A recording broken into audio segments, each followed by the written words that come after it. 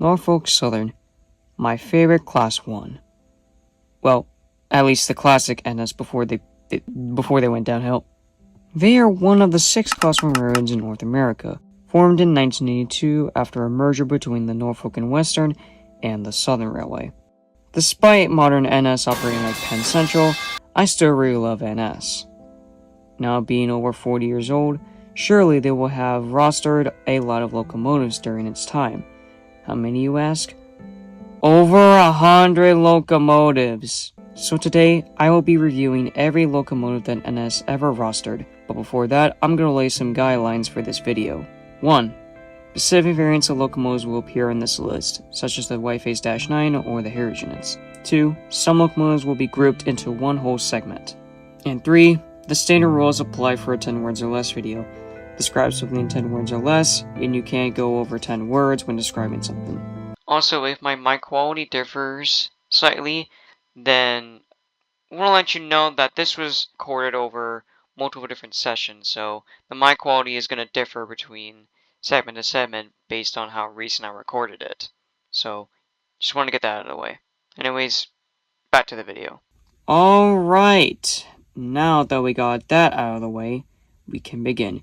Here is every Norfolk Southern locomotive reviewed in 10 words or less. Perhaps the shortest-lived locomotive on NS's roster.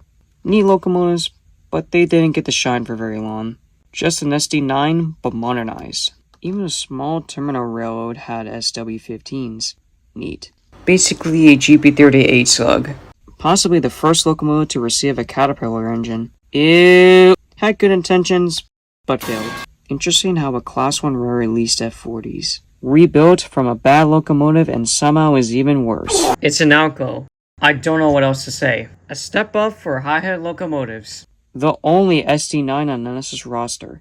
And it's preserved. A step up for 6-axle power. Good locomotive, but heavily overshadowed by much better locomotives. Just the same locomotive, but from the Peach State. I really don't care for these, to be honest. 70 years old and still going strong. And then retired. Man, Alco didn't know how to make diesels right. The peak of EMD's early Jeeps. The most unique of the GP series. The absolute kings of the South. What's so notable about these? The scheme is goated, but the unit is meh. Just an RP M4C without the eco scheme. More notable on Canadian National. A unique experiment gone completely to waste. The backbones of NS's yards. RPU6, but jacked up with steroids. This was a thing. Very forgettable. Moving on. The best first responders unit. Change my mind. Big, beefy boy. Now with a hump on its rear. Okay, that sounds kind of wrong. I'm starting to regret my decision on these. Very round and slimmer. What's the difference between the two? Radio equipment mounted above, it looks like an eyesore. Again with the goofy looking radio equipment mounting. Beefy slug, also again with the goofy radio placement! Who knew a Fairbanks Morse locomotive could be rebuilt? Possibly the first battery electric locomotive. And an ugly one. Short-lived life on NS. I'm amazed how long these units lasted in service. Just the C420, but with 5 more horsepower. The start of the rise of the SW series. The only notable locomotive from this series. The only SD45 on the roster. Well, kinda. EMD's final attempt to outshine GE. Oui, baguette, me French, Glad NS acknowledged the Southern Railway tuxedo scheme. Much better than CSX's. Even with that awful sounding horn. You like jazz? The Erie Railroad is a railroad that kinda exists, serving the Bluefield coal area since 1907. On the Wabash Cannonball. Do I really have to say the joke? Mandated New Jersey variant! A literal glow stick on wheels. Penn Central, baby! You can count on us! An underrated railroad in my opinion. And I thought 1066's horn was awful. Basically just an SC-70 Ace, but more modern. Pre-hump yard set. Built to replace the NW2, the successor to the SW7. Maybe the best one? The peak of the E&B Switcher series. SC-70M-2, but with AC traction. Seeing a standard cab EMD on NW is something. Mandated high hood variant. An underrated gem. This is just a locomotive that exists. Good locomotives, missed opportunity for 1580, but they preserved her. Among some other locomotives, these just speak. We're cargo moving people. We do it every day. One is preserved, and another one got vandalized. The only Erie Lackawanna heritage unit, and a great one. The workhorses of Conrad Shared Assets operations. Very underrated. A nice contrast in a sea of black and white. This unit probably had one of the worst horns ever. 1800's currently dead sister. Not really dead, more like in storage. One of the only good locomotives on NS's roster. Even though they operate like shit, this locomotive sticks out like a sore thumb. Also, why is the logo so big? Again with the goofy big logo. Didn't I already describe this? Juniata shop switchers. Again, I'm amazed that these lasted so long. The NW switchers got the short end of the stick. Oh god, get these away from me! get these away! Not quite as good as the SW1200, but still peak. Again, I don't have much to say. SW1500, but Virginia flavored. SW1500, but from the south. SD7, but improved. MP series at its peak. Just the MP15DC rebuilt to fit modern standards. Oh god, yeah! The start of a legacy. I'm surprised these were kept, unlike the other SD70. A high-head GP30 kinda goes hard. Still to this day, I wish these were rebuilt. Not as good as the Flared Max, but still great. Not as good as the Whiteface-9, but still goated. An SD70 Ace, but with DC traction instead of AC. Mandated high-head variant! Did I forget to mention mandated high-head variant? Why not 3 more? With the horse head scheme, it gives them a ferocious look. The only other Jeep to survive into the PSR era. What's so notable about these? The Southern GP30 DCs are more notable, but they're still good. GP30 from the Virginian area. The most forgettable locomotive EMD ever made. Honestly, kinda forgettable too. The peak of EMD's general purpose series. NW's GP40s, but upgraded to Dash 2 specifications. Man, I gotta say, a high hood ST45 kinda goes hard. I wish they made more of these. These units wear the tuxedos so perfectly.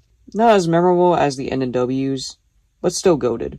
I hate how the Admiral cab looks. A neat idea for a celebration. EMD's magnum opus. Long nose! The nose light on these are so weird. Finally, a normal nose and a headlight placement. Oh, just a normal looking SC4-2. Oh, never mind. How the fuck? These look not as good as the EMDs. I got very little to say about these. The most nothing locomotive on the current roster.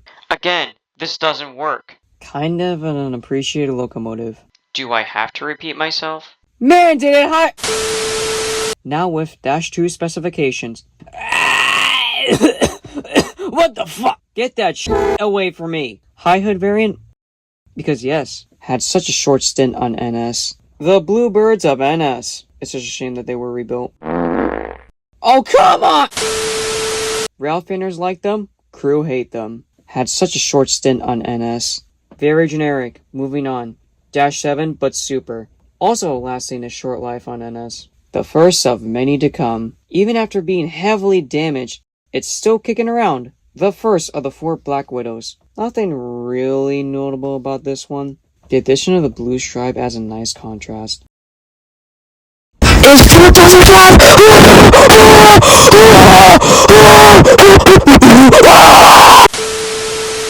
The most boring and generic locomotive. Seriously, I hate these so much. Pink ribbon wannabe. The closest we'll ever get to a thoroughbred heritage unit. Even this can't save your reputation, NS. A controversial locomotive, but with an amazing P3. This unit made D&H foamers very upset. Man, did it! Okay, I promise this is the last time I'm using that line. Not as good as the Southerns, but still good. Surprised the Southern actually gave these a shot. The only Class 1 railroad to ever roster these. The first ever heritage unit, rebuilt to fit modern standards. The only eco units to not receive the eco scheme. Man, the NS eco-friendly scheme goes hard. What was this again? A very forgotten locomotive on NS's roster. It's a classic for a reason. EMD's second most successful Jeep. The most obscure heritage unit. Again, ew. EMD's biggest misstep. Least to provide helping aid. Rebuilt from their AC counterpart. An interesting choice of locomotive for this livery. Wait, they were rebuilt from GP50s? These don't look like eco units. somehow still servicing the railroad after 40 years. The nickname speaks for itself. NS, stop ruining these good units with this cab. They kinda look like SD45s with that flared radiator. Somehow just lasted long enough for a repaint. The horseshoe curve helpers since 2008. Well, not anymore. At least NSs aren't as ugly as CSXs. I'm SpongeBob. Just an SC50, but with smaller frames. Yes, NS had their own too. Much better than the SD50, but couldn't save EMD's reputation. These just scream classic NS. I never knew they had these. For some reason, I always forget that they had these. These had incredible horns. SG60 with a white cab. They had terrible vibration, but still lovable units. What is it with N&W buying Conrail locomotives? The crescent cab looks so great on these. This is the best veterans unit. Go train, they call me, because I go, go, go! The equivalent to the EMD SD45 in Jeep form. The much better 50. One of the GOATs of NS. The Conrail Cadillacs. I hope they are in preservation. No! They were acquired from EMD and then immediately rebuilt. Rebuilt to replace the SC40Es. And half were sold off. I love modern NS so much, man. The more the merry. The most forgettable out of the Gevo series. One of the more notable members of its series. The backbone of North America's freight train since 2003. The best of the Dash 7s. A railroad with a hard-to-pronounce name. The only Harriage unit to cameo in a TV show. I hope this unit doesn't hit our rocks like no! The last Harriage unit to haul a road railer. Peak! Peak! Peak! Ronnie's least favorite unit. The motherfucking fuck. We're cargo moving people. I wonder what this unit looked like before. Oh god! Man, who knew this railroad could get a Heritage unit? Retro Norfolk Southern. A one-of-a-kind Conrail locomotive. Yes, I did steal this from the title of a trains.com article. Deal with it. These are more overshadowed by their wide cab variants. The locomotive that dethrottled EMD. An attempt to rebuild them, but failed. When you focus on good looks over performance. Conrail's Grey Ghosts. Pre-80s GE built locomotives were completely generic. Again, what is so notable about these? And of course there's an N&W variant too. And NS too! Tried to fix the issues, and worked. And currently the only Dash 8 left on NS's roster. The same thing applies to NS's too. The most beloved NS locomotives ever. I wish NS bought these. The most iconic of NS's roster. That's why he's the GOAT! The GOAT! The only locomotive that looks good in this livery. No. No. No. No. No. No. No. I'm done. I'm not reviewing that fucking locomotive. I'm not reviewing it. No. Those two pieces of shit. They can go run out for I care. I'm done. No. I'm done with this video. I'm not reviewing them. Fuck you. I'm not reviewing them. Fuck you.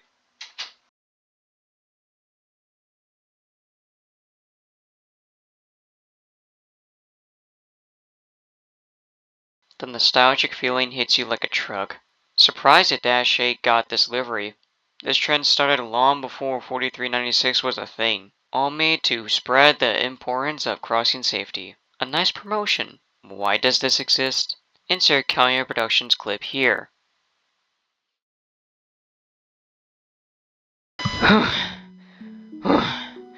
Okay. I think that's everything. Okay. So, that was over 100 locomotives reviewed in 10 words or less. I hope you enjoyed this video. Sorry it took a little longer for this video to come out.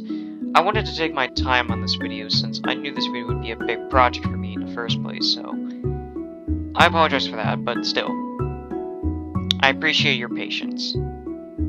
Anyways, if you enjoyed this video, make sure to give it a thumbs up, and maybe subscribe to the channel. It's free, and you can always unsubscribe if you can't take my shenanigans for more than 2 seconds. But for real though, I thank you all so much for watching this video. This was truly a fun video to work on, and truly something that I enjoyed doing. So yeah, I hope you enjoyed it. Also, if you have any other locomotives that you thought should appear on this list, put them down below in the comment section below. All the photos used belong to their respective photographers. Anyways, that's all from me, folks. I'll see you next time. Bye, guys.